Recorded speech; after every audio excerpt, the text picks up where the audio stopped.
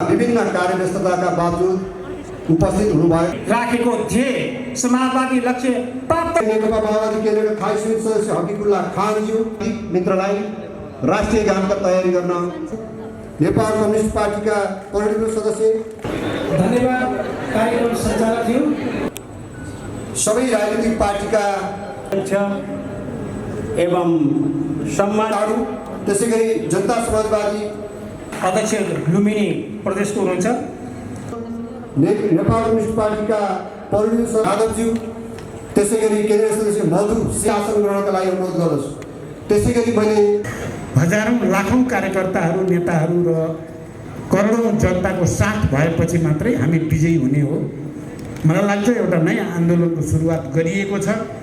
हामी जित्छौँ, हामीले जित्नै पर्छ। तपाईहरुले देख्नु भएको छ, मैले धेरै अप्ठ्याराहरू छन्, म अहिले त्यो दुःखका पीडा यहाँ पोख्न चाहन्छु। कस्ता कस्ता अप्ठ्यारासँग जुधेर अगाडि बढिएको छ भन्ने कुरा कुनै दिन पोखौँला।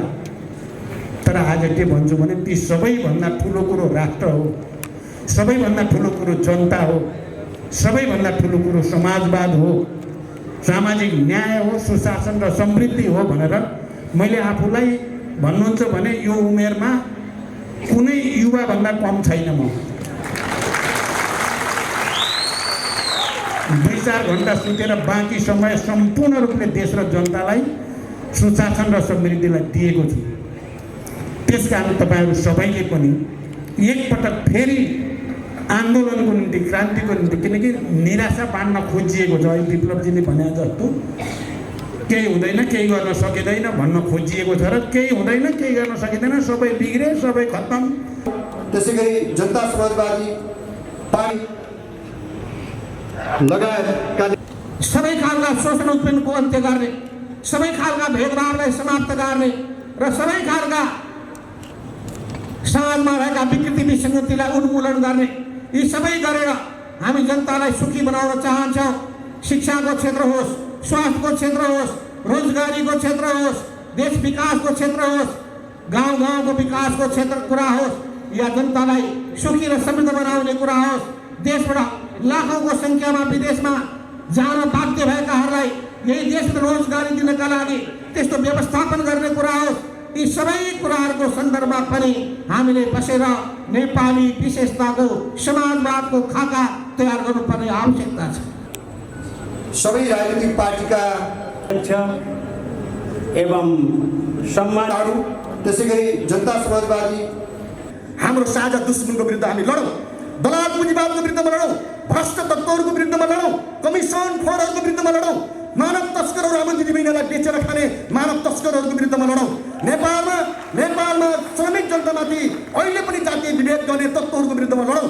नेपालमा विदेशबाट आउने तत्त्वहरूको विरुद्धमा लडौँ। हामीले भनेका छौँ तपाईँ सरकारबाट लड्नुहोस्, प्रधानमन्त्रीको हिसाबले तपाईँ त्यहाँबाट लड्नुहोस्। हामीले सडकबाट र चौकबाट कति कन्ट्रिब्युसन गर्नुपर्छ, कति मोर्चा कस्नुपर्छ, कति साथ दिनुपर्छ, हामी तयार छौँ। हामीले यो कुरा भनेकै कुरा हो, हामीले गरेका पनि छौँ। हामीलाई पार्टीको सरोकार छैन। विश्लेषण गर्छौँ, यसलाई जनताका बिचमा पस्किन्छौँ, तर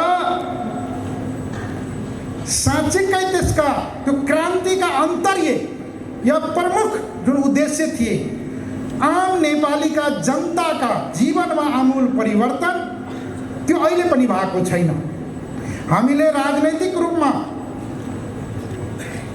ती अधिकारहरू प्राप्ति गर्यो, स्वतन्त्रता प्राप्ति गर्यो, तर नेपाली जनताको जनजीविकामा जुन प्रकारका आमूल परिवर्तन खोजेका थियौँ त्यो अहिलेसम्म भएको छैन। विभिन्न स्तरका नेता कमरेडहरू, पत्रकार र अन्य मित्रहरू, सबभन्दा पहिला त म तपाईहरुलाई लुम्बिनी प्रदेशका सबै नेता कमरेडहरू र साथीहरूलाई धन्यवाद भन्न चाहन्छु। तपाईहरु